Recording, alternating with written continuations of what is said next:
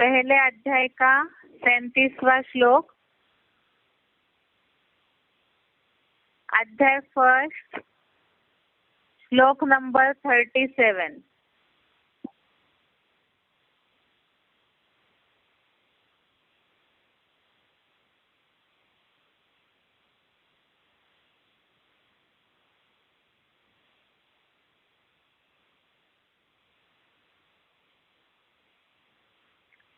तस्मात् न अहर्हा वयं हन्तुं धार्तराष्ट्रान् स्वबान्धवान् स्वजनं हि कथं हत्वा सुखिनः स्याम माधव।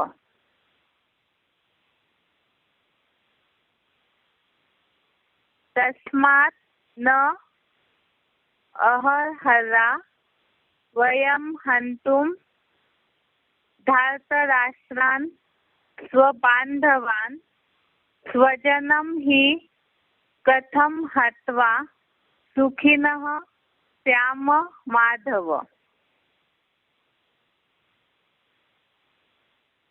इसका संधि विच्छेद देखते हैं।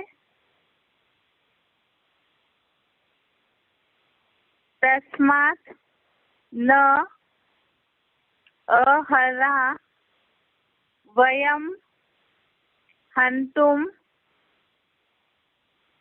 धार्तराष्ट्रान् स्वबान्धवान् स्वजनं हि कथं हत्वा सुखिनः स्याम माधव। इसका अर्थ है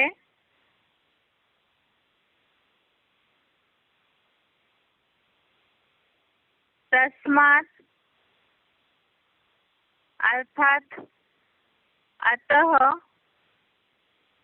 स्वबान्धवान अर्थात अपने संबंधियों धार्तराष्ट्रान अर्थात पूंजीपति धृतराष्ट्र के पुत्रों को हन्तुम अर्थात मारना वयम अर्थात हमें न अर्हा अर्थात योग्य नहीं स्वजनम हत्वा अर्थात स्वजनों को मारकर माधव अर्थात हे माता पार्वती पति बाबा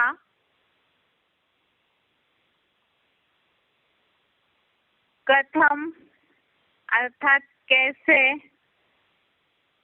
सुखिनः अर्थात सुखी श्याम अर्थात होंगे। इसका अर्थ है अतः अपने संबंधियों पूंजीपति धृतराष्ट्र के पुत्रों को मारना हमें योग्य नहीं, क्योंकि भाई भाई बने स्वजनों को मारकर हे माता पार्वती पति बाबा हम कैसे सुखी होंगे।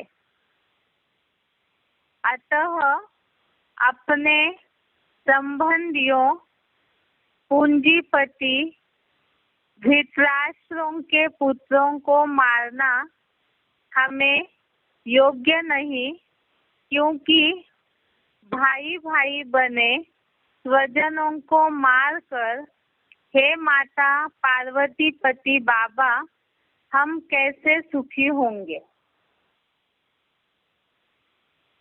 अर्थात अभी तक जो श्लोक चल रहे हैं पिछले हफ्ते से ही, जिसमें अर्जुन के मन की जो द्वंद्व वाली परिस्थिति है, तो हर बात में मोह के कारण उनके मन में बार बार यही बात आ रही है कि कौरवों को दुखी कैसे करे या उनको उनके धर्म गुरुओं के प्रति अनिश्चय की मौत कैसे मारे।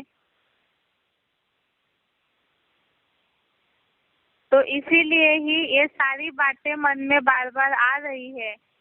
यही बात इस श्लोक में भी बताई है कि धृतराष्ट्र के पुत्रों को मारना हमें योग्य नहीं है, क्योंकि भाई भाई बने स्वजनों को मारकर हम कैसे सुखी हो सकते हैं। एक बार इसी का क्लैरिफिकेशन सहित अर्थ देखते हैं। अतः विधर्मियों विदेशियों में कन्वर्टेड अपने ही बीज व आधारभूत दैवी जन्मों के संबंधियों जो राष्ट्र की सारी धन संपत्ति धरे बैठे हैं, ऐसे पूंजीपति धृतराष्ट्र के पुत्रों को मारना हमें योग्य नहीं, क्योंकि भाई भाई बने स्वजनों को मारकर हे माता पार्वती पति बाबा धर्म पिताओं में इनके निश्चय की मौत पर हम कैसे सुखी होंगे। तो यहाँ जो ये बात बोली हुई है, विधर्मियों विदेशियों में कन्वर्टेड अपने ही बीज व आधारभूत दैवी जन्मों के संबंधियों को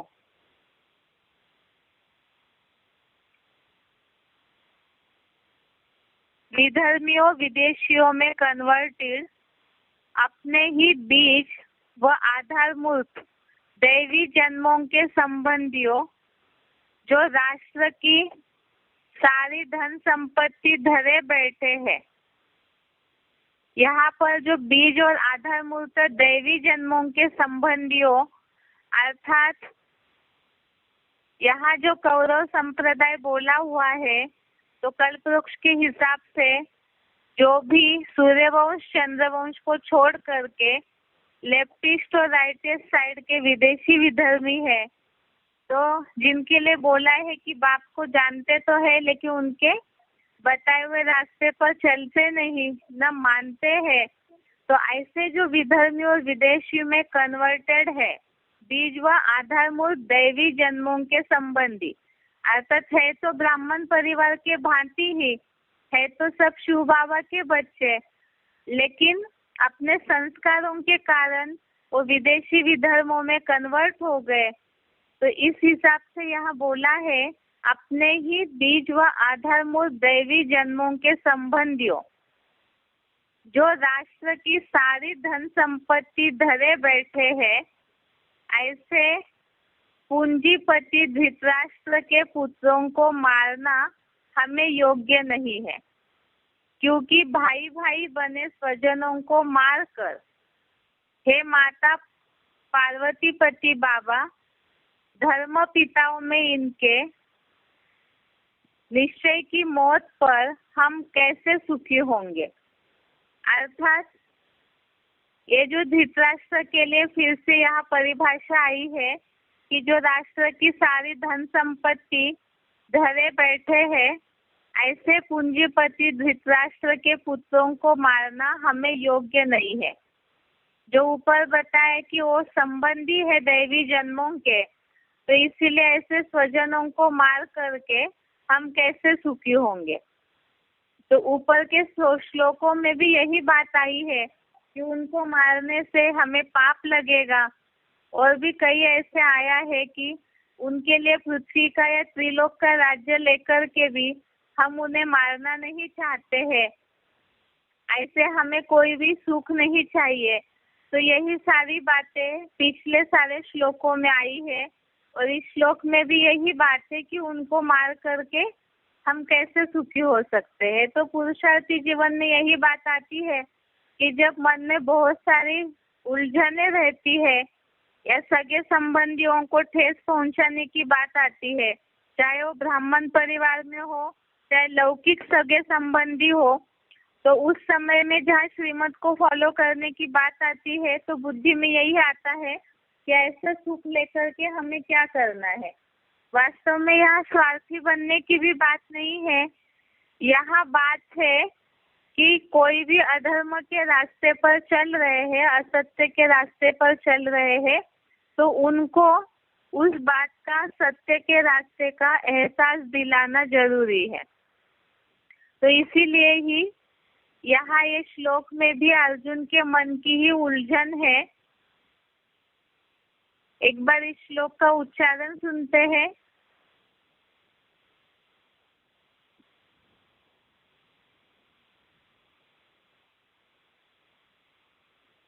तस्मान्नार्हा वयं हन्तुं धार्तराष्ट्रान् स्वबान्धवान् स्वजनं हि कथं हत्वा सुखिनः स्याम माधव।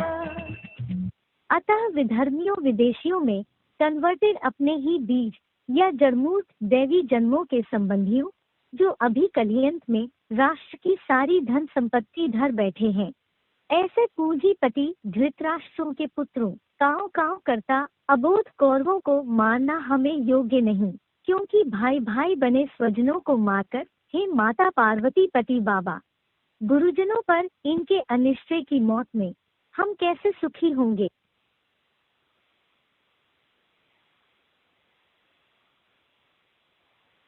तस्मान्नार्हा वयं हन्तुं धार्तराष्ट्रान् स्वबान्धवान् स्वजनं हि कथं हत्वा सुखिनः स्याम माधव। अतः विधर्मियों विदेशियों में कन्वर्टेड अपने ही बीज या जड़मूट दैवी जन्मों के संबंधियों जो अभी कलियंत में राष्ट्र की सारी धन संपत्ति धर बैठे हैं, ऐसे पूंजीपति धृतराष्ट्रों के पुत्रों कांव कांव करता अबोध कौरवों को मारना हमें योग्य नहीं, क्योंकि भाई भाई बने स्वजनों को मारकर हे माता पार्वती पति बाबा गुरुजनों पर इनके अनिश्चय की मौत में हम कैसे सुखी होंगे।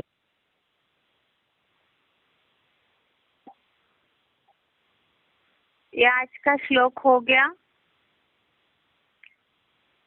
कल हमने स्वस्थिति को लेकर के कुछ श्लोक देखे थे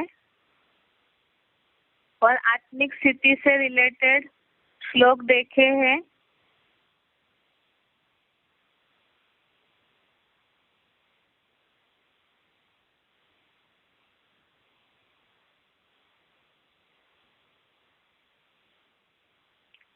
उसमें तीसरे अध्याय का 18वां श्लोक देखा था हमने।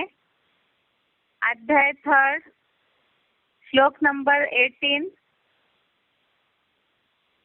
श्लोक हमने देखा था। नैव तस्य कृतेनार्थो न कृतेन इह कश्चन न चास्य सर्वभूतेषु कश्चिदर्थ व्यपाश्रय।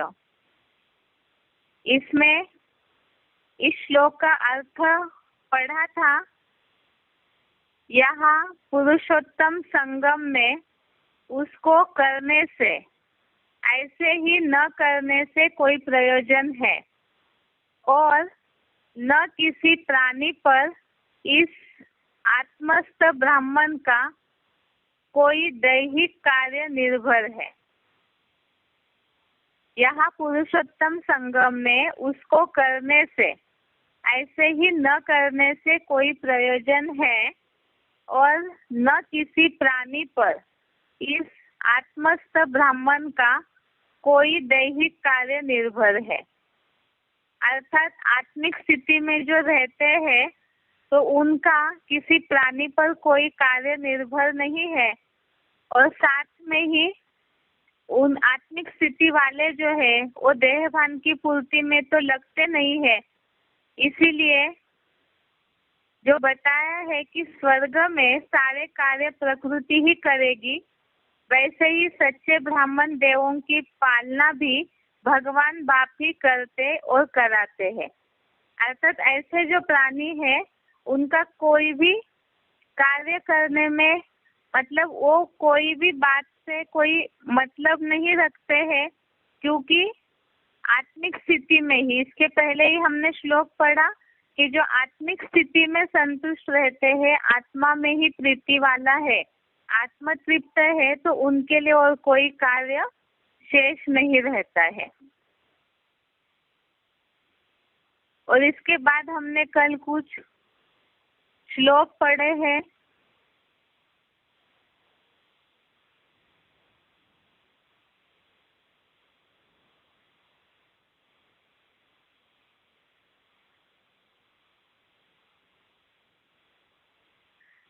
बुद्धि के टॉपिक के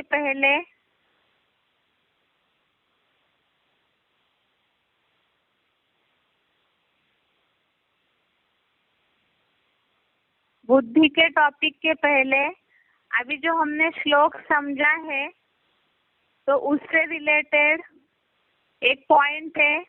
जैसे कल नष्टो मोहा के लिए भी हमने पॉइंट पढ़ा, वैसे ही अर्जुन के मन की जो स्थिति चल रही है, जो द्वंद्व चल रहा है, तो उसी से रिलेटेड गृहस्थ जीवन में आने वाली जो समस्याएं है मोह के कारण, जैसे बताया कि मोह सकल व्याधि कर मूला, तो मोह के कारण जो द्वंद्व बुद्धि में आता है, तो उसी के लिए अव्यक्तवाणी का एक पॉइंट है।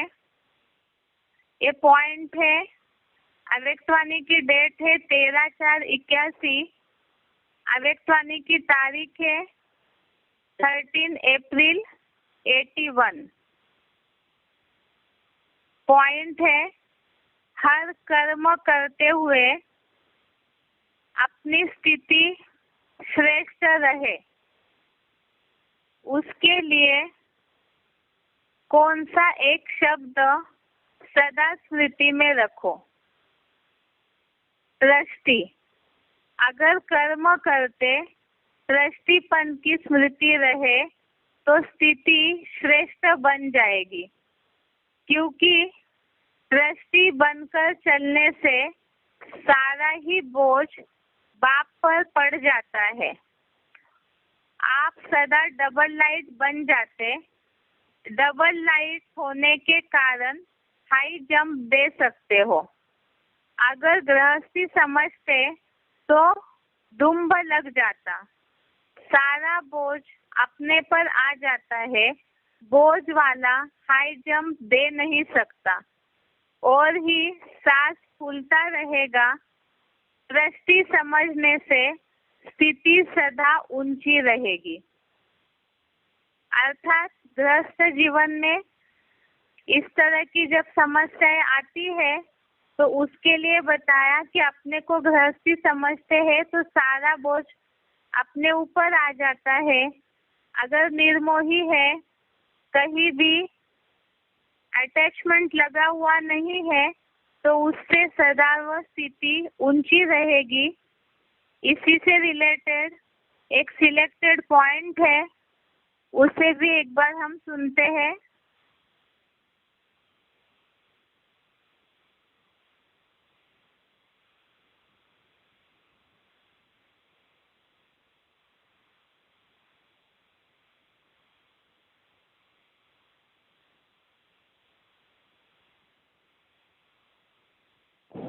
होता है ना, जो आत्माएं मतलब पता चल जाता है बाप आया हुआ है, लेकिन फिर भी दूसरे 2000 से हिसाब किताब जो होते हैं उनका शूटिंग हो जाता है, फिर ड्रामा में जा करके वो शूटिंग करते हैं ना। लेकिन जो अष्टदेव है वो तो एक बार उनको पता चल जाता है, तो अपना तन मन धन तो मतलब ईश्वरी सेवा में लगा देता है ना, तो फिर उनका 2000 से शूटिंग हिसाब किताब का शूटिंग नहीं होता। फिर वहाँ पे जाके क्या किसी और के साथ उनका हिसाब किताब नहीं बनेगा।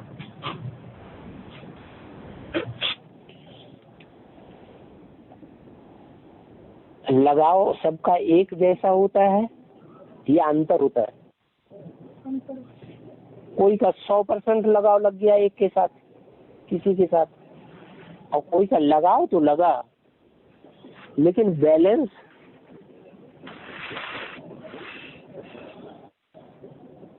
नहीं बन रहा है। लगाव लगा लेकिन कम लगाव लगा। ऐसा तो इस दुनिया में कोई मनुष्य आत्मा नहीं है जो जन्म मरण के चक्कर में ना आती हो, शिव को छोड़ के। वो तो इस दुनिया की है ही नहीं। तो इस दुनिया की जो भी मनुष्य आत्माएं हैं उन सब का हिसाब किताब लगाओ तो झुकाओ तो कहीं न कहीं रहता है या नहीं रहता है, है? हाँ? कम रहता है, ज्यादा नहीं रहता। लगाव को भी लगाम में रखना है या बे लगाओ, लगाम ढीली छोड़ देना है। जैसे पत्थर और चुंबक, लोहा और चुंबक जहाँ गए वहीं चिपक गए, फिर दुनिया की कोई ख्याल ही नहीं। दुनिया मरती हो तो मरती रहो। इसलिए बाबा ने बताया जिनका किन्हीं देहधारियों से लगाव लग जाता है वो ईश्वरी सेवा में उनका मन नहीं लगता। भले सारा ब्राह्मण परिवार गड्ढे में चला जाए, हमसे कोई मतलब नहीं। हम जिससे लगाव लगा है वो बस दोनों को सुख मिलता रहे। तो ये कैसा लगा हुआ? ये बैलेंस में हुआ? बैलेंस में तो है ही नहीं, ज्यादा परसेंटेज उधर भी चला गया। बाकी ऐसी तो कोई मनुष्य आत्मा होती ही नहीं जिसका लगाव बिल्कुल न लगे किसी से। सबसे ज्यादा लगाव कौन लगाने वाला है दुनिया में?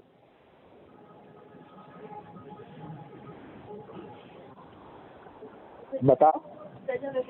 हाँ, तो सारी दुनिया का पिता है। बाप का सब बच्चों से लगाव होता है या नहीं होता है? लगाव होता है, लेकिन लगाव भी नंबरवार होता है या एक जैसा सब बच्चों से होता है? नंबरवार हो। अब कृष्ण के साथ उसका लगाव ऐसा लगा हुआ है कि पक्का कर रखा है, जब तक इसका कल्याण नहीं होगा तब तक हम नहीं मानेंगे।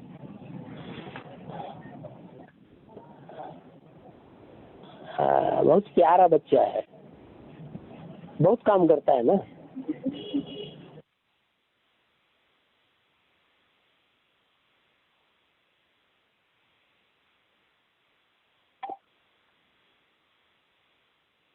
अभी बुद्धि का टॉपिक, उसमें कल हमने देखा था जो आत्मिक स्थिति में रहते हैं तो ऐसे जो आत्माएं हैं उनके लिए स्वर्ग की अनुभूति होती है। स्वस्थिति वाले ही स्वर्ग की अनुभूति करते हैं। और दूसरा, स्वस्थिति में रहने से ही जो बोला है बाबा ने कि तुम बच्चों को परम धाम को इसी सृष्टि पर उतारना है, जिसके लिए कल हमने श्लोक पढ़ा था दूसरे अध्याय का 45वां श्लोक, अध्याय सेकंड, श्लोक नंबर 45। श्लोक है, त्रैगुण्य विषया वेदा निस्त्रैगुण्यो भवार्जुन निर्द्वंद्वो नित्य सत्वस्थो निर्योग क्षेम आत्मवान।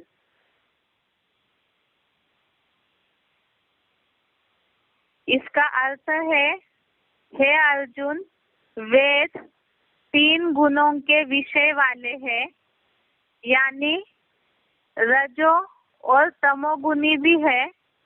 तू यहाँ विष्णु लोकीय 3 गुणों से परे, सदा 16 कलाओं से भी अतीत मेरे समान तत्व गुण में स्थिर हुआ, सुख दुखादि से द्वंद्व मुक्त, प्राप्ति व सुरक्षा रहित बन, क्योंकि योग क्षेमम वहाम्यहम्।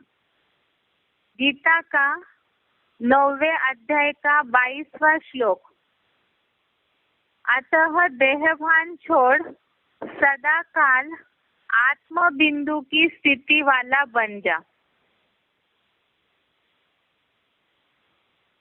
इसमें ये बात बताई है कि जो आत्मिक स्थिति में स्थिर हो जाते हैं, आत्मिक स्थिति वाले बन जाते हैं, तो उनके लिए ये बात बताई कि अर्जुन वे 3 गुणों के विषय वाले हैं, यानी रजो और तमोगुणी भी है।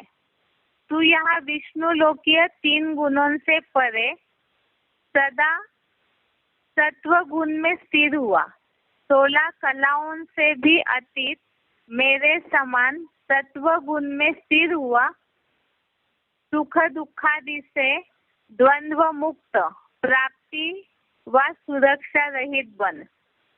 अर्थात जो आत्मिक स्थिति में स्थित हो जाते हैं तो वो सुख या दुख ये दोनों से भी परे हो जाते हैं, अर्थात उनसे भी मुक्त होकर के प्राप्ति और सुरक्षा रहित बन। अर्थात ये सारी बातों की चिंता में उनकी बुद्धि नहीं लगेगी, क्योंकि योगक्षेमम वहाम्यहम्, अर्थात गीता में 9वें अध्याय के 22वां श्लोक, अध्याय 9 श्लोक नंबर 22 में ये बात बोली है कि जो आत्मिक स्थिति में स्थित हो जाते हैं तो उनकी यहाँ जो बात आई है प्राप्ति और सुरक्षा रहित बन, और इसलिए प्राप्ति और सुरक्षा रहित बन, इसका समाधान ही 9वें अध्याय के 22वें श्लोक में अध्याय 9 श्लोक नंबर 22 में दिया हुआ है। क्योंकि उनकी रक्षा का जो भार है, जो आत्मिक स्थिति में आत्म बिंदु में स्थिर हो जाते हैं, सत्व गुण में स्थिर हो जाते हैं, तो उनकी प्राप्ति का और रक्षा का भार स्वयं परमात्मा बाप वहन करते हैं। इसी को समझने के लिए एक बार ये श्लोक को पढ़ते हैं, इसका अर्थ पढ़ते हैं। 9वें अध्याय का 22वां श्लोक, ये श्लोक है, अनन्यः चिन्तयन्तो माम् ये जना पर्युपासते तेषां नित्याभियुक्तानां योगक्षेमं वहाम्यहम्। अनन्या चिन्तयन्तो माम् ये जना पर्युपासते तेषां नित्याभियुक्तानां योगक्षेमं वहाम्यहम्।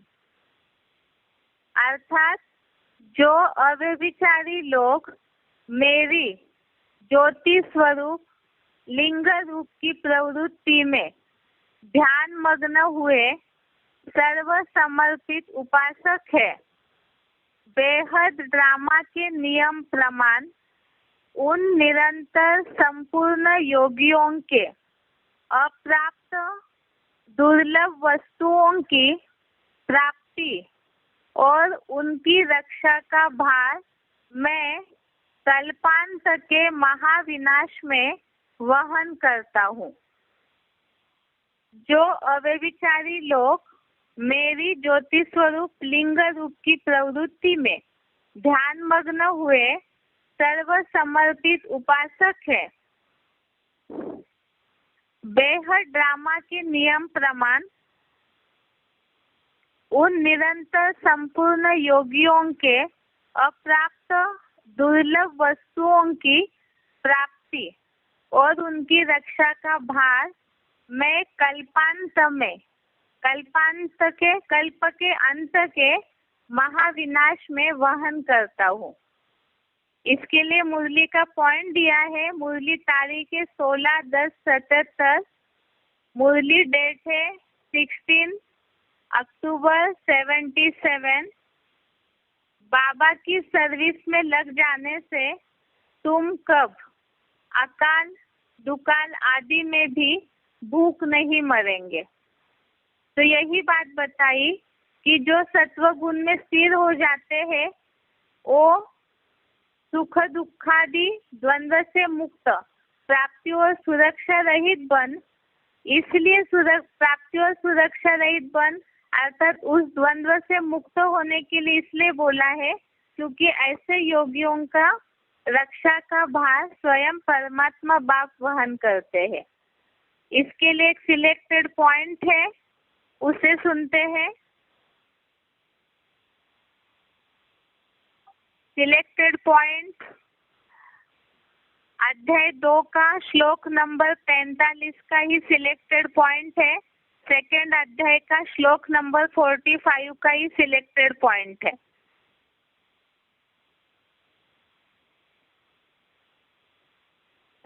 गीता है जो मुख से निकली डायरेक्ट, वो है सबसे सात्विक ग्रंथ, धर्म ग्रंथ। बाकी जो वेद निकले या जो भी शास्त्र निकले, उपनिषद निकले हैं, पुराण निकले, वो सब त्रिगुणमयी। इसलिए गीता में लिखा है क्या, त्रैगुण्य विषया वेदा। जो वेद है त्रिगुणातीत नहीं है, 3 गुणों से भरे पूरे। निस्त्रैगुण्यो भव अर्जुन। हे अर्जुन, तेरे को 3 गुणों से परे जाना है, परम ब्रह्म की स्टेज में पहुंचना है। परम ब्रह्म माने ब्रह्मलोक की स्टेज, सप्तधाम की स्टेज, शरीर से भी और आत्मा से। ऐसी स्टेज जब ग्रहण करेगा तब तू आदि नारायण के रूप में संसार में नई सृष्टि में प्रत्यक्ष हुआ।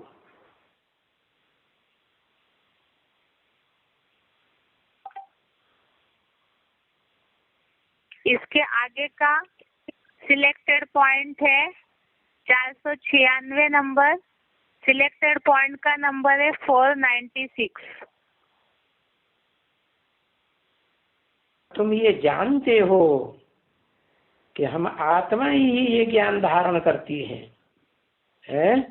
ये जड़ शरीर 5 जड़ तत्वों का पुतला संघात है, ये कोई आत्मा ज्ञान आत्मज्ञान धारण नहीं करता है, आत्मा धारण करती है।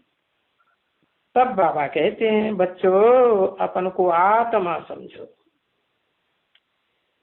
ये जो धारणा है सो भी आत्मा में होती है। क्या धारणा? कि जहाँ किसी को आंखों से देखें तो आत्म की स्थिति में देखें, है अकेले बैठे हैं तो भी अपन को भ्रकुटी के मध्य में आत्मा देखें, आत्मा समझें। तो ये धारणा किसी में होती है? शरीर में, आत्मा में होती है। तो अच्छे बुरे संस्कार ये आत्मा में रहते हैं। पूर्व जन्म के भी संस्कार होते हैं और इस वर्तमान जन्म के भी संस्कार होते हैं। क्या संस्कार है? संस्कारों में मुख्य संस्कार कौन सा?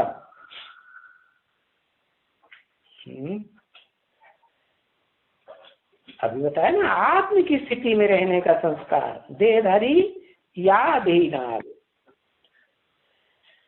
तो अच्छा संस्कार क्या हुआ? देह को याद करना या शरीर को याद करना या आत्मा को याद करना?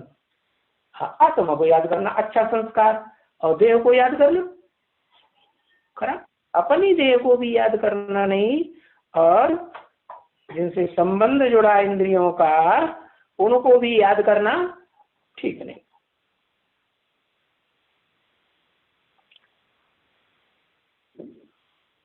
इससे आगे अभी तक हम यही देखते आए बुद्धि के टॉपिक में कि बुद्धि और मन जब बैलेंस में हो जाएगा, स्थिर हो जाएगा, तो उसी आधार से आत्मिक स्थिति बनेगी। आत्मिक स्थिति से ही स्वर्ग की अनुभूति होती है। आत्म स्थिति वाला ही आत्मा में संतुष्ट और तृप्त रहता है। तो उसी से ही बताया कि वो सत्व गुण में भी स्थिर हो जाता है।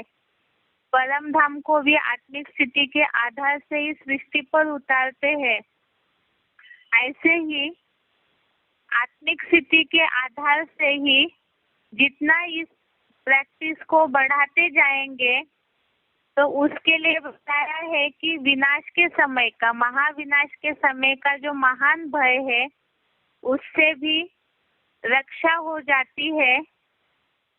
तो इसीलिए ही मन बुद्धि की एकाग्रता और आत्म बिंदु में स्थिर होना, ये सारे इसी के ही फायदे हैं।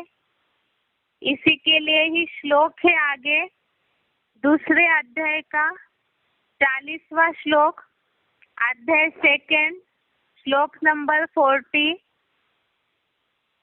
ये श्लोक है नेहाभिक्रम नाशोस्ति प्रत्यवायो न विद्यते स्वल्पम अपस्य धर्मस्य त्रायते महतो भयात्। नेहाभिक्रम नाशोस्ति प्रत्यवायो न विद्यते स्वल्पम अपि अस्य धर्मस्य त्रायते महतो भयात्। इसका अर्थ है इस योग में पूर्व जन्मों के पुरुषार्थ का नाश नहीं होता, उल्टा फल भी नहीं होता। इस कर्म योग की धारणा का अल्पांश भी पुरुषोत्तम संगम युगी शूटिंग अनुसार अनेक जन्मों में महान भय से रक्षण करता है। योग ऊर्जा से ही सारे काम होते हैं। इस योग में पूर्व जन्मों के पुरुषार्थ का नाश नहीं होता, उल्टा फल भी नहीं होता।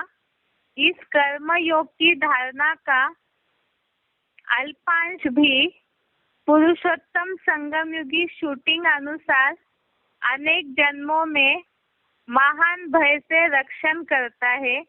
योग ऊर्जा से ही सारे काम होते हैं। तो इसका मतलब यही है कि जहाँ इस याद की प्रैक्टिस आत्मिक स्थिति के आधार से जितना करते जाएंगे तो उस धारणा का अल्पांश भी, अगर थोड़ी प्रैक्टिस है, ज्यादा प्रैक्टिस है, तो उसके आधार से ही अनेक जन्मों के महान भय से रक्षा होती है। क्योंकि योग ऊर्जा से ही अर्थात संगम युग में इस अभ्यास से जो योग ऊर्जा आत्मा में भर जाती है तो उसी से ही सारे काम होते हैं। इसी के लिए ही सिलेक्टेड पॉइंट है आगे, सिलेक्टेड पॉइंट का नंबर है 424, सिलेक्टेड पॉइंट का नंबर है 424।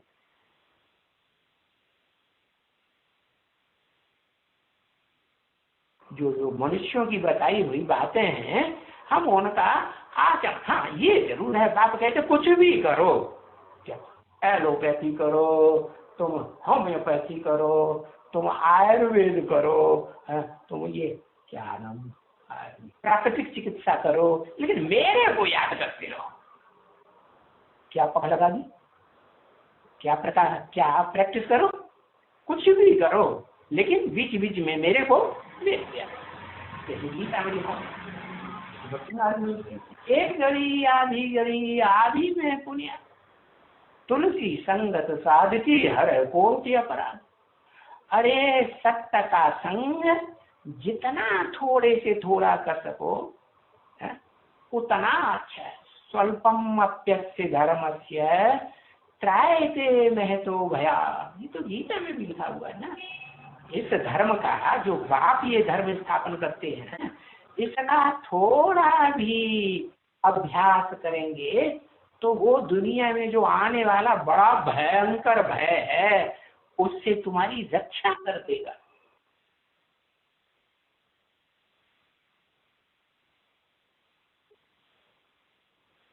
इसके आगे का पॉइंट है सिलेक्टेड पॉइंट का नंबर 575, सिलेक्टेड पॉइंट का नंबर है 575। सवेरे उठने का प्रयत्न करो, रात को जागो, रात को ये बुद्धि की यात्रा करना बहुत सहज है और तुमको मदद भी बहुत मिलेगी। दिन में तो भले याद न भी ठहरे, रात को पुरुषार्थ करना सहज है। अच्छा, ज्यादा नहीं, 5 मिनट से ही शुरुआत करो।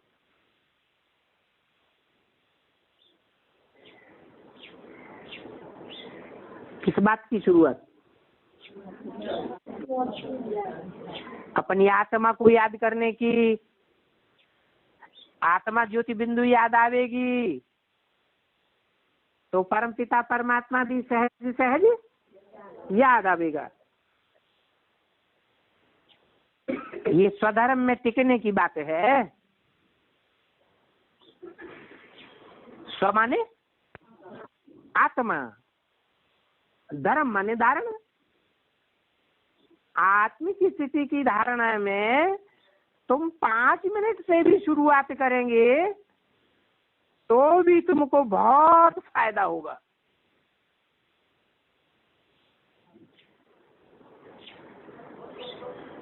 वो भक्ति मार्ग में भी गीता लिखी है।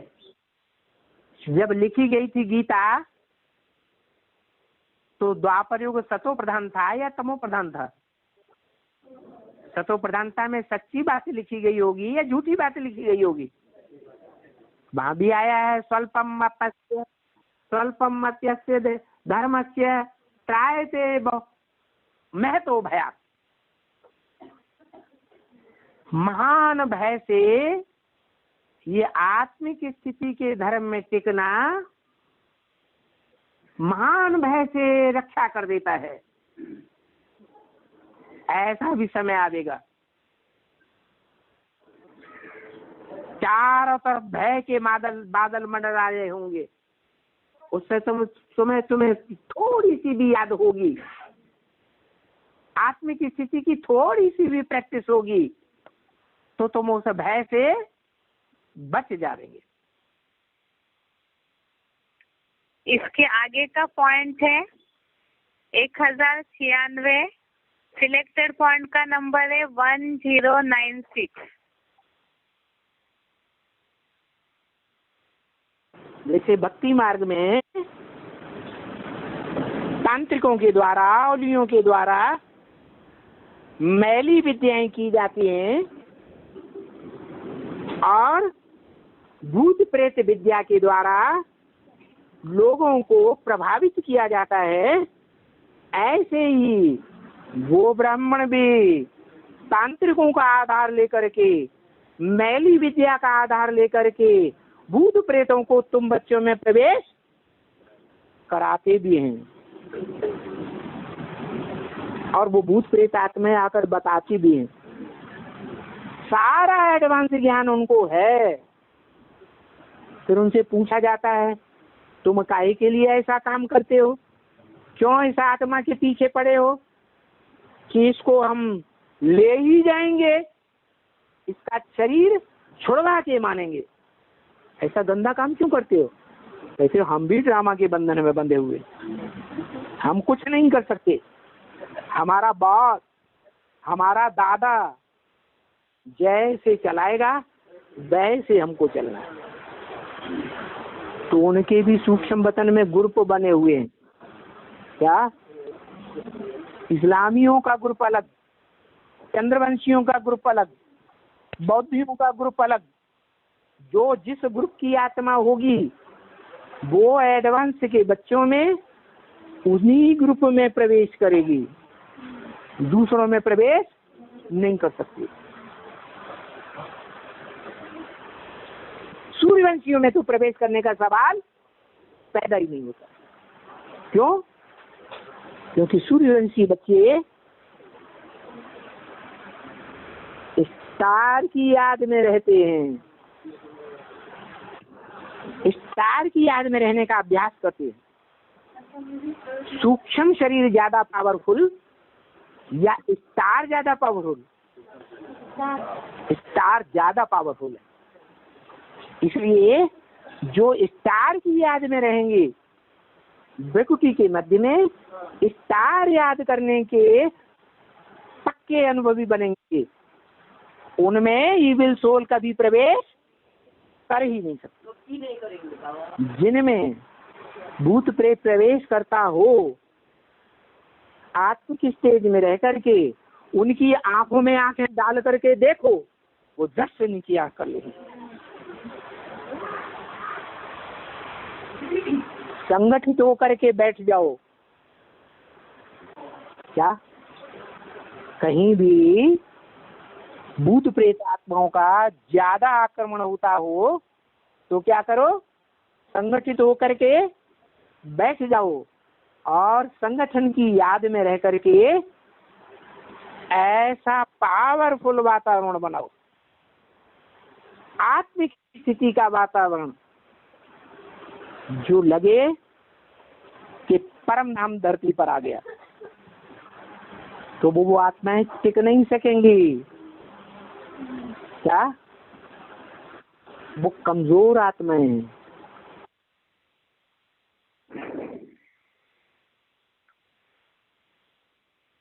अभी तक हमने बुद्धि के टॉपिक में समझा है आत्मिक स्थिति के आधार से क्या क्या फायदे होते हैं। जैसे अभी 3 सिलेक्टेड पॉइंट सुने, आत्मिक स्थिति और परमात्मा की याद के आधार से महान भय से रक्षा होती है, और साथ में आत्मिक स्थिति के आधार से ही स्वर्गीय स्थिति या परम धाम की भी अनुभूति हो जाती है। आज के लिए यहाँ तक ही, कल आगे का टॉपिक देखेंगे। ओम शांति।